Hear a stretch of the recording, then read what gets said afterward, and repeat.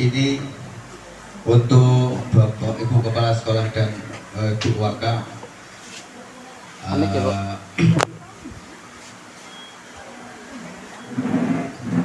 boleh melihat ke layar supaya lebih Alhamdulillahirabbil alamin wassalatu wassalamu ala asrofil anbiya'i wal mursalin wa ala alihi wa sahbihi wa man tabi'ahum bi ihsan ila yaumiddin. Ini saya minta waktu sebentar Bapak Ibu ya, karena ini adalah salah satu kewajiban dari saya setelah menyelesaikan satu modul di guru penggerak. Saya punya kewajiban untuk memberikan sedikit ilmu yang sudah saya peroleh secara gratis itu untuk Bapak Ibu. Tapi saya sangat sadar bahwa ini nanti sangat sulit ya Bapak Ibu. Kenapa? Karena yang kita niat saja, kita niat benar-benar nyari itu aja kesulitan. Apalagi kalau ada di hati kita itu nggak pengen dijejel-jejeli juga ya, maka akan lebih sulit. Maka dari itu ya, apapun yang saya sampaikan ini, semoga nanti ada satu kata yang bisa menjadi motivasi untuk Bapak Ibu dalam dunia pendidikan. Jadi kegiatan ini adalah aksi nyata budaya positif Bapak Ibu ya. Baik, yang mau saya sampaikan adalah tentang filosofi pendidikan Ki Hajar Dewantara. Bapak Ibu kan kenal Ki Hajar Dewantara itu adalah seorang bapak pendidikan nasional yang sudah mendirikan sekolah sejak sebelum kemerdekaan. Jadi cikal bakal kemerdekaan itu adalah pendidikan yang didirikan oleh Ki Hajar Dewantara. Yang pada sejarahnya awalnya pendidikan Ki Hajar Dewantara itu ada hanya untuk menyiapkan pekerja-pekerja yang untuk melayani kebutuhan para penjajah Belanda saat itu. Namun ternyata pendidikan bisa merubah pola pikir manusia sehingga bisa muncullah orang-orang yang berpendidikan dari Indonesia yang kemudian punya pikiran untuk bagaimana mengelola negara mereka sendiri. Maka wujudlah kemerdekaan Indonesia. Nah, Ki Hajar Dewantara ini di dalam filosofinya di soal pendidikan itu memiliki beberapa poin yang sangat penting yang sudah saya rangkum di sini. Yang pertama yaitu pendidikan merupakan upaya menuntun semua kodrat manusia menuju keselamatan dan kebahagiaan. Jadi Bapak Ibu, sekolah kita ini, ngajaran kita ini tujuannya adalah ini. Bagaimana kita bisa menuntun semua kodrat anak-anak didik kita menuju keselamatan dan kebahagiaan, bukan yang lain-lain. Tentunya keselamatan ini ya keselamatan baik di dunia di akhirat ya dua-dua.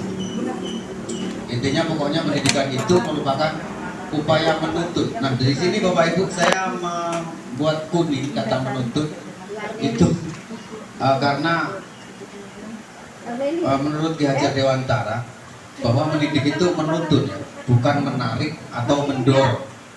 Yang jelas seperti halnya diibaratkan ketika kita mengajari anak berjalan, itu kita berada di sampingnya atau di belakangnya, tapi tidak mendorong, tidak juga menarik.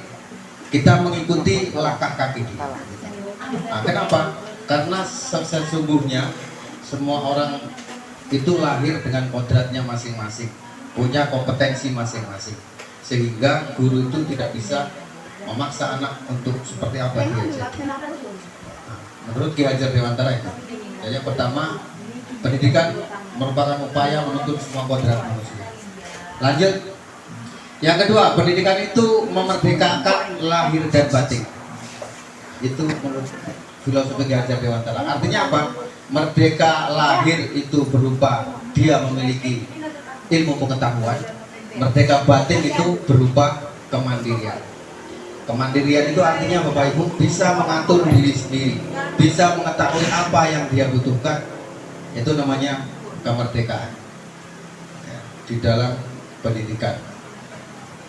Yang ketiga, pendidikan itu harus selaras dan dengan bermain. Ya, kenapa? Karena di usia anak-anak itu memang usia bermain, Bapak Ibu. Jadi pendidikan kita itu selaras dengan bermain. Intinya anak-anak itu harus merasa senang gitu, merasa senang dengan pembelajaran yang kita berikan. Selanjutnya, pendidikan harus berpihak pada siswa, berpihak pada murid. Ini juga termasuk filosofi dari Ki Hajar Dewantara, bahwa guru itu apapun yang dilakukan guru, cara-cara dan lain sebagainya itu harus berdasar pada tujuan agar muridnya itu mampu melakukan sesuatu sesuai dengan apa yang diajarkan. Itu Bapak Ibu. Yang kelima, pendidikan harus memperhatikan kodrat alam dan kodrat zaman. Harus memperhatikan kodrat alam dan kodrat zaman. Kodrat alam ini Bapak Ibu, anak-anak di kota dengan anak-anak di tempat kita ini tentunya berbeda. Itu adalah kodrat alam. Dimana kalau anak di kota kemungkinan mereka akan didukung dengan fasilitas yang ada, sehingga keadaannya pasti berbeda dengan anak kita. Anak-anak kita juga bukannya anak di kota itu lebih baik dari anak-anak kita, melainkan anak kita juga punya kodrat alam tersendiri yang orang kota itu nggak punya, gitu Bapak Ibu ya.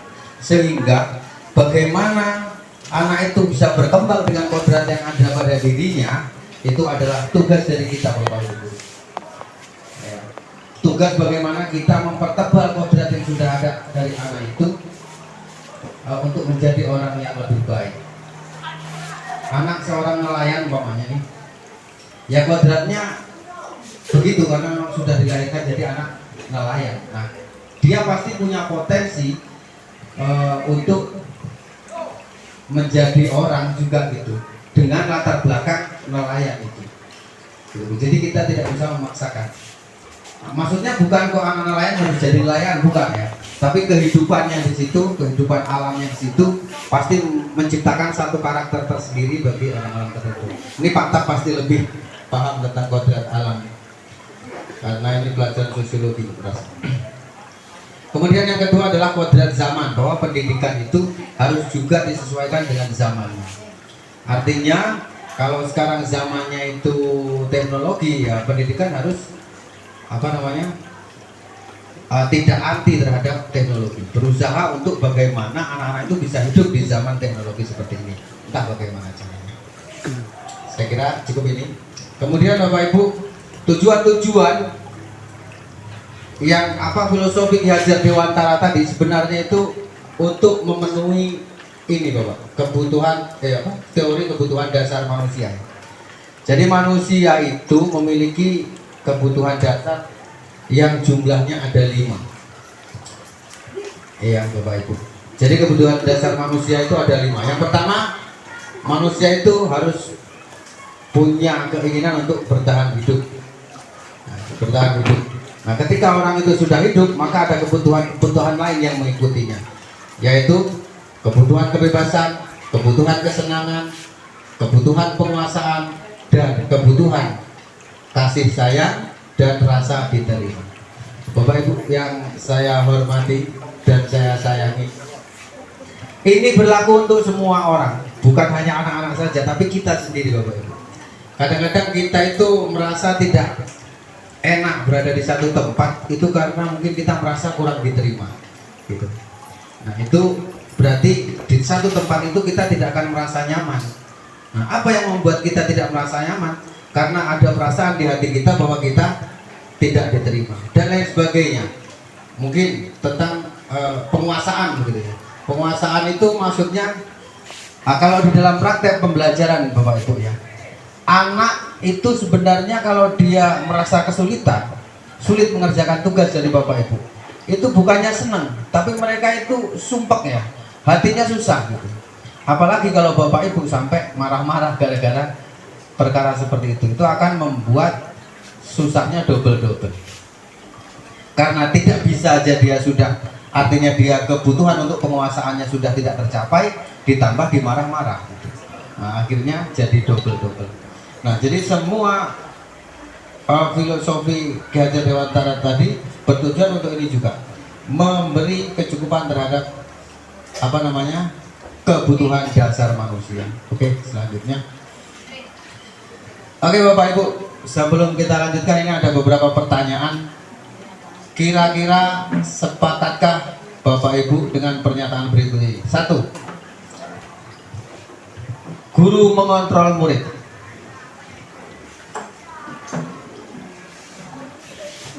Pak Agil sepakat nggak? Guru mengontrol murid.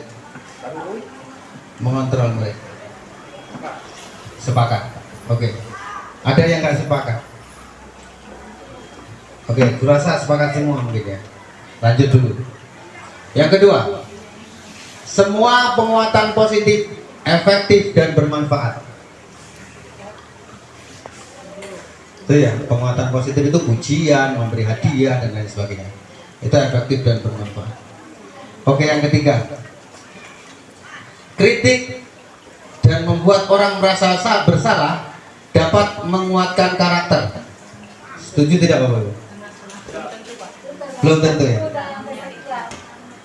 Gimana Bu Maya? Oh itu ya. Ini jadi langkah keri-keri ya. Langkah pilihan untuk agar kalau dipuji nggak bisa berarti harus dikritik gitu. Oke, gitu mungkinnya. Lanjut. Orang dewasa memiliki hak untuk memaksa. Tidak. Artinya guru memaksa murid itu kan guru lebih dewasa. Anak-anak juga sering maksa guru. Anak sering maksa guru. Berarti, ya, berarti ini kira-kira setuju kan ya Bapak Ibu? Orang dewasa memiliki hak untuk memaksa guru? Enggak ya? Enggak juga ya? Relatif juga benar. Oh relatif. Relatif tergantung dengan kekuatan. Nah Bapak Ibu, pertanyaan ini saya sengaja pernyataan ini saya tampilkan Bapak Ibu ini sebagai kesadaran kita selama itu seperti ini. Nah, kita akan lihat slide berikutnya.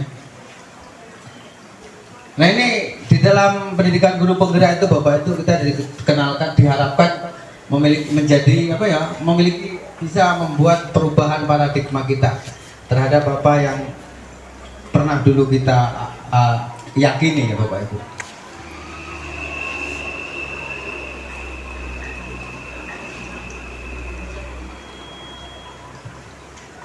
Perubahan paradigma.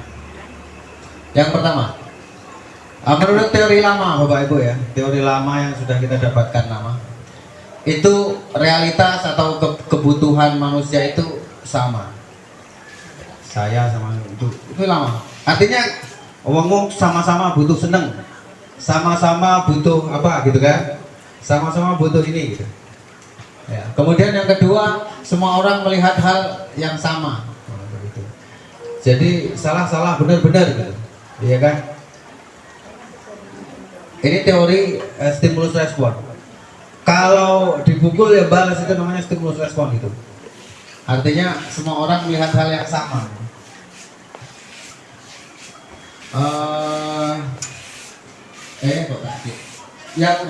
Ini untuk teori kontrol, teori yang diharapkan kita Bapak Ibu berubah.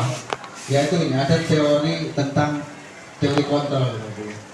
Jadi kalau awalnya realitas kebutuhan kita sama, maka dalam teori kontrol itu dibilang bahwa realitas kebutuhan manusia itu berbeda. Jadi yang kedua, semua orang melihat hal yang sama, maka dalam teori kontrol setiap orang memiliki gambaran yang berbeda. Jadi orang itu macam-macam. Kadang-kadang yang satu menganggap salah, satu menganggap benar. Begitu juga dengan yang terjadi pada anak-anak kita Bapak Ibu ya. Anak-anak berbuat salah itu kadang-kadang dia merasa benar gitu. Artinya kalau kita ada kita sudah punya peraturan gitu.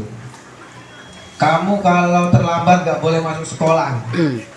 Nah itu dia datang terlambat, kamu terlambat nggak masuk sekolah. Nah itu kita bilang kan benar, kita sesuai aturan. Tapi anak itu juga merasa benar. Kenapa? Karena dia itu berangkat sudah seperti sebelumnya sebenarnya, tapi di jalan ada kejadian yang membuat dia terlambat. Nah, jadi hal-hal seperti itu di dalam teori kontrol ini perlu dipertimbangkan Bapak Ibu untuk menciptakan satu budaya positif, paradigma baru bahwa setiap orang itu memiliki gambaran yang berbeda. Kita gambarkan anak terlambat tadi salah, tapi belum tentu sebenarnya.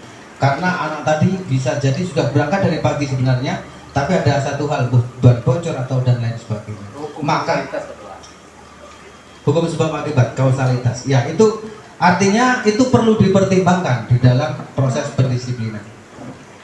Kemudian yang kalau dulu perilaku buruk dilihat sebagai sesuatu kesalahan, semua perilaku, kalau sekarang kita harus memandang bahwa semua perilaku memiliki tujuan. Perilaku buruk dilihat sebagai satu kesalahan. Kalau dulu kita ya, perilaku buruk salah. Oh ini salah, wes jelas karena buruk. Tapi kalau teori kontrol mengatakan bahwa semua perilaku itu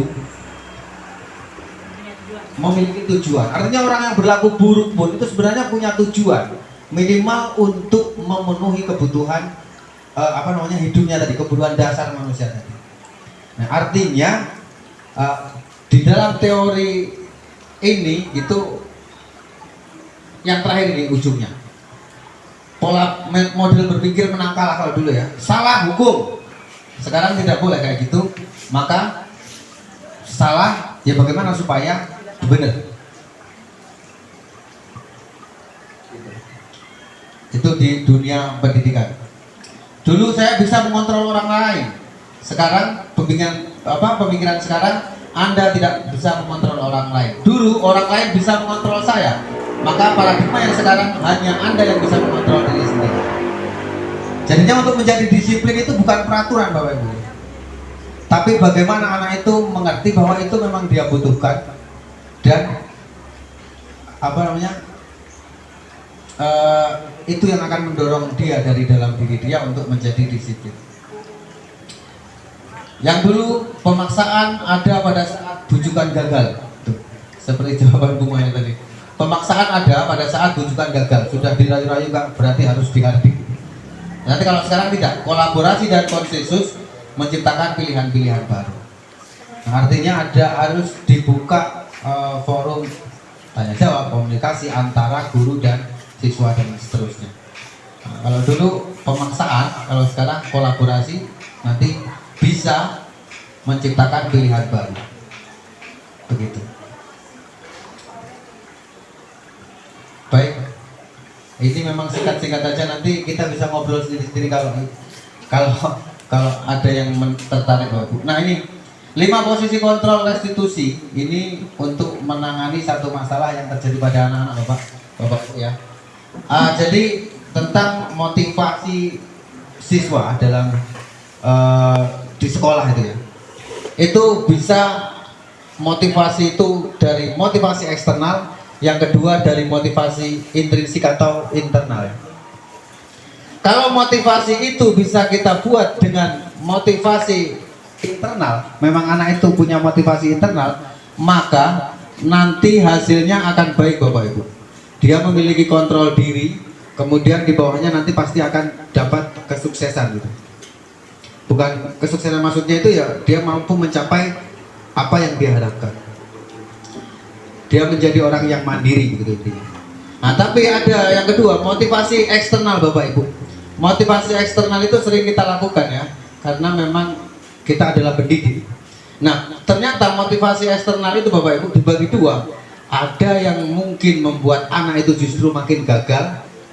Ada yang membuat identitas anak itu menjadi bagus. Gitu. Maksudnya motivasi eksternal itu Bapak Ibu adalah seperti adanya peraturan-peraturan wajib bawa helm anak-anak ke sekolah. Itu tuh adalah sebuah motivasi eksternal agar anak-anak mau pakai helm ya. Mereka kemungkinan nggak ada motivasi internal dalam diri dia itu aku pakai helm supaya selamat, nggak ada. Tapi aku supaya bisa masuk sekolah.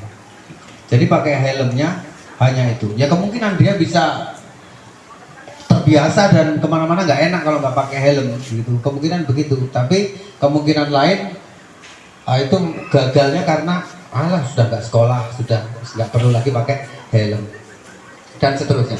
Nah, jadi motivasi eksternal itu ada dua kemungkinan.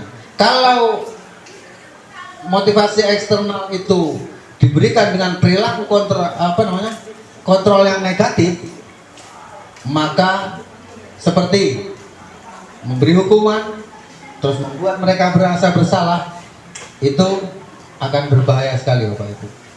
Terus di bawahnya ini contoh-contohnya. Contoh, guru berbuat begini. Yang dibuat guru adalah menghardik anak atau menunjuk-nunjuk, menyakiti dan menyindir dan lain sebagainya. Itu adalah penghukum. Posisi guru sebagai penghukum itu seperti itu. Posisi kontrol guru sebagai penghukum itu seperti itu. Ini nanti hasilnya akan menjadi tentunya tidak baik ya Bapak Ibu. Yang kedua, pembuat merasa bersalah. Dia berceramah, menunjukkan kekecewaan mendalam, menunjukkan kekasar. Contohnya kekecewaan mendalam itu kayak gini loh. Jangan kayak gitulah, aku nanti dimarah sama Bu Kepsek gitu. Anak-anak jangan kayak gitulah, aku nanti dimarah sama Bu Kepsek. Gitu. Kamu nggak kasihan sama bapak udah belajar semalaman gitu. Nah, itu membuat anak merasa bersalah, itu juga kurang baik Bapak Ibu. Kemudian motivasi eksternal yang posisi perilaku kontrol positif itu guru mendudukan posisinya sebagai teman, dan yang kedua guru memposisikan sebagai pemantau. Kalau guru memposisikan diri sebagai teman, maka yang terjadi adalah membuatkan alasan-alasan untuk murid-muridnya. Contohnya gini, ayo anak-anak kita kerjakan ini supaya nanti apa gitu kan, dijadikan alasan. Atau nanti saya bantulah kalau kesulitan. Saya tunjukkan. Itu posisi guru sebagai teman. Kemudian yang keempat, posisi guru sebagai pemantau, menghitung dan mengukur. Jadi posisi ini juga sebenarnya kontrol positif ya. Artinya kamu tadi salah apa, mau anak melakukan kesalahannya, kamu salah apa, nah hukumannya apa, bawa bata Bu, nah besok bawa, contohnya begitu. Itu adalah contoh perilaku kontrol positif, tapi yang eksternal. Jadi itu masih kurang maksimal di dunia pendidikan sebenarnya. Terus ada lagi yang terakhir, kontrol diri, yang memang kontrol diri yang dilakukan oleh seorang manajer guru, memposisikan diri sebagai manajer. Dia akan mengajukan pertanyaan-pertanyaan. Dia akan mengajukan pertanyaan dan meminta alasan setiap apa yang dilakukan oleh siswanya. Jadi tidak harus. Jadi sama-sama melakukan kesalahan, belum tentu dua-duanya dihukum, kadang-kadang seperti itu. Nah ini memang repot, dan tapi itu yang sebenarnya yang terbaik untuk satu pendidikan. Oke, selanjutnya. Nah ini bapak-bapak, ibu-ibu yang saya hormati, dalam penanganan satu tindakan melenceng dari anak-anak ya, kurang pelanggaran kedisiplinan dan lain-lain, maka ini adalah segitiga restitusi yang mana akan berakibat satu hal yang baik. Ini yang biasa dilakukan oleh seorang guru yang menjadi seorang manajer. Yang pertama, guru akan menstabilkan identitas siswa yang melakukan kesalahan. Kesalahan itu nggak harus pelanggaran ya Bapak Ibu. Ibu suruh mengerjakan soal, dia nggak bisa, itu kan sebenarnya kesalahan. Itu juga kesalahan. Nah, maka guru harus bisa meyakinkan kepada siswa tersebut bahwa setiap orang pasti pernah melakukan kesalahan.